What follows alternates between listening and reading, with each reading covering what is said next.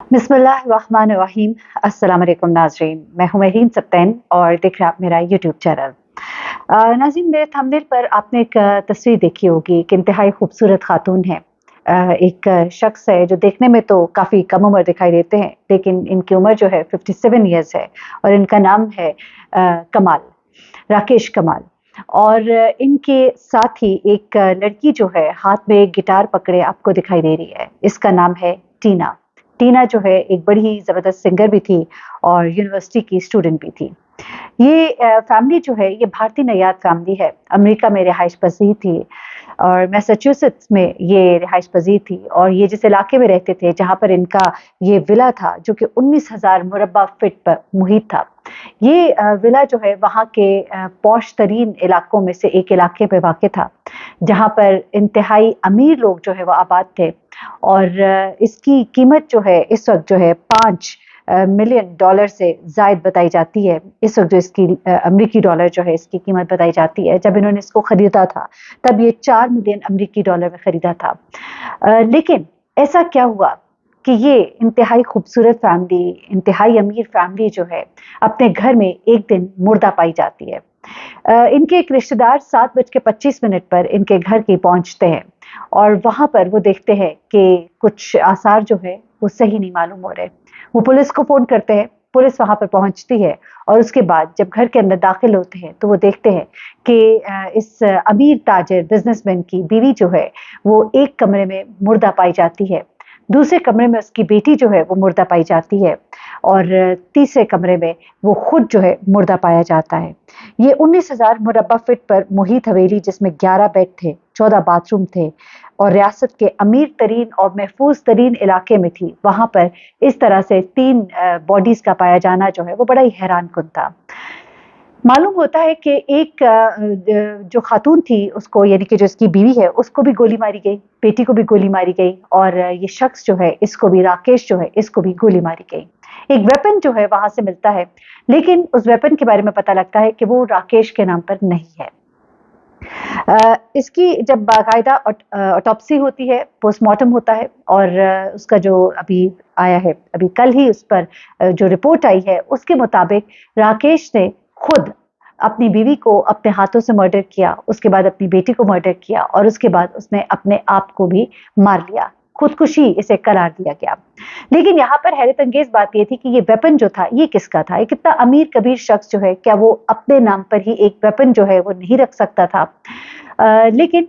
इस चीज़ ने इस केस को थोड़ा सा मशकूक बनाया और इसके ऊपर अभी फर्दर काम हो रहा है कि अगर राकेश ने खुदकुशी करनी ही थी तो वो अपने ही वेपन से क्यों ना करता, उसने किसी और के वेपन से क्यों खुदकुशी की। अब वहां पर जितने भी शराब खाने, जुए खाने और असलहा खाने हैं उनसे रब्ता किया जा रहा है ताकि ये जाना जा सके कि ये वेपन जो है ये किसके नाम पर था। किसी के नाम पर तो अभी तक आया नहीं, लेकिन ये कहाँ से खरीदा गया इसे जानने की कोशिश की जा रही है ताकि या तो कातिल या फिर इस कत्ल के लिए वेपन प्रोवाइड करने वाले शख्स तक पहुंचा जा सके ताकि इसकी असल तह तक पहुंचा जा सके। लेकिन अभी तक जो कहानी इस फैमिली के बारे में सामने आई है वो कुछ हैरानकुन भी है, क्योंकि टीना और राकेश जो है ये एडोनोवा नामी एक तालीमी इदारा है, ये कंपनी चला रहे थे। इसकी चीफ ऑपरेटिंग ऑफिसर जो है वो टीना थी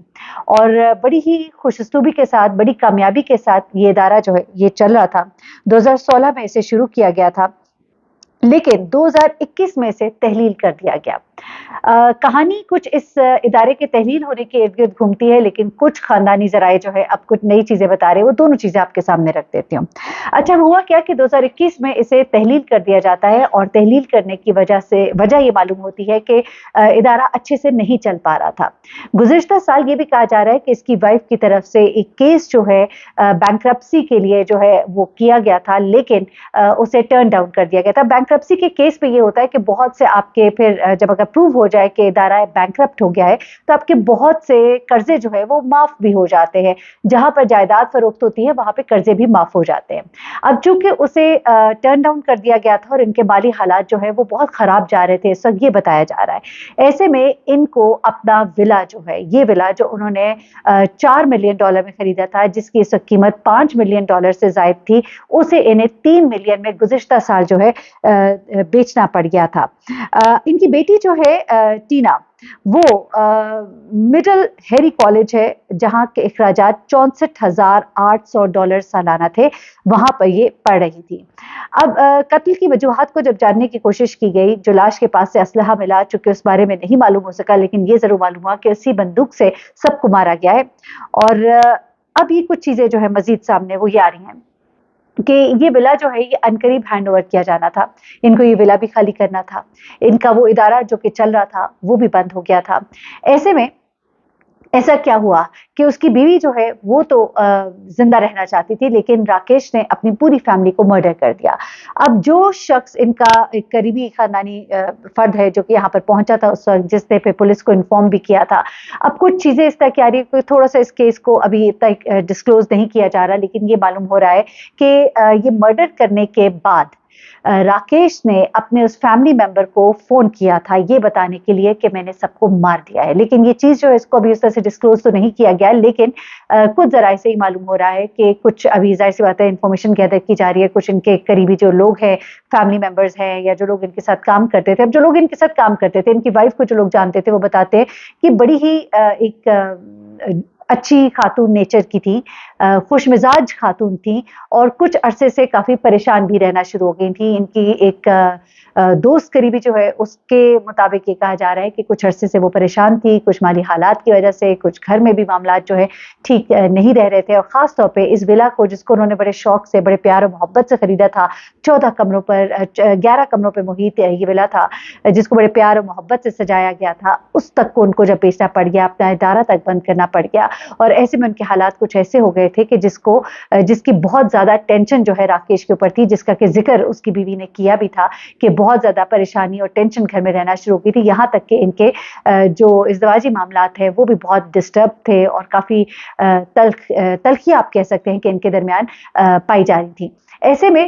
دور دور تک کسی کو شبہ بھی نہیں تھا کہ اس قدر ایکسٹریم سٹیپ جو ہے وہ اٹھایا جا سکتا ہے، اس قدر کمزور اعصاب کا مظاہرہ کیا جائے گا اس کے شوہر کی طرف سے، اور یہاں پر ایسا جو ہوا ہے، جو یہ مرڈر ہوا ہے، اس کے پیچھے اس وقت ایگزیکٹلی محرکات کیا تھے کہ اگر میاں بیوی کوئی تلخی تھی تو وہ اپنی بیوی کو مارتا، لیکن اس سے اپنی بیٹی کو بھی کیوں مار دیا؟ تو کچھ ایسا بھی بتایا جا رہا ہے کہ کچھ بیٹی کے مالی معاملات تھے، کچھ کالج کے معاملات تھے، کچھ خرچوں کے معاملات تھے، ان تک کو وہ چونکہ پورا نہیں کر پا رہا تھا، اور شاید کچھ تلخی ہوئی تھی اس وقت گھر پہ، جس کی وجہ سے یہ معاملہ جو ہے اپنے انجام کو پہنچا۔ لیکن وہاں پر موجود جو ویپن ہے اس نے کچھ سوالات ضرور کھڑے کر دیے ہیں، کیونکہ وہ ویپن اس کا اپنا کیوں نہیں تھا، کیونکہ یہ بھی بتایا جا رہا ہے کہ اس کے اپنے نام پر ایک ویپن رجسٹرڈ ہے، تو وہ ویپن کیوں نہیں استعمال کیا گیا؟ ایک ایسا ویپن وہاں پر پایا جانا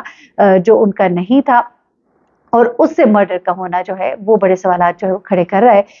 آنے والے وقت میں اس پر ابھی مزید جو ہے تفصیلات سامنے آئیں گے، لیکن ابھی تک کی تفصیلات یہی ہیں، انہوں نے ڈکلیئر کر دیا ہے رپورٹ میں کہ ایک ہومسائیڈ ہے، اس میں جو 2 خواتین ہیں ان کو مارا گیا ہے راکیش کی طرف سے، مطلب راکیش نے قتل کیا ہے، اور اس کے بعد راکیش نے اپنی جان بھی لے لی ہے۔ مزید جو بھی ڈیٹیلز ہوں گے اس کیس میں، اس وقت بہت ہی ہائی پروفائل کیس ہے، انڈین میڈیا میں، یو ایس میڈیا میں بہت زیادہ رپورٹ ہے، پاکستانی میڈیا میں بھی اس کو اس وقت کوریج دی جا رہی ہے۔ تو جو بھی ڈیٹیلز ہوں گے آپ کے ساتھ شیئر کروں گی، اپنا بہت خیال رکھیے گا، تو میں یاد رکھیے گا۔ اللہ حافظ۔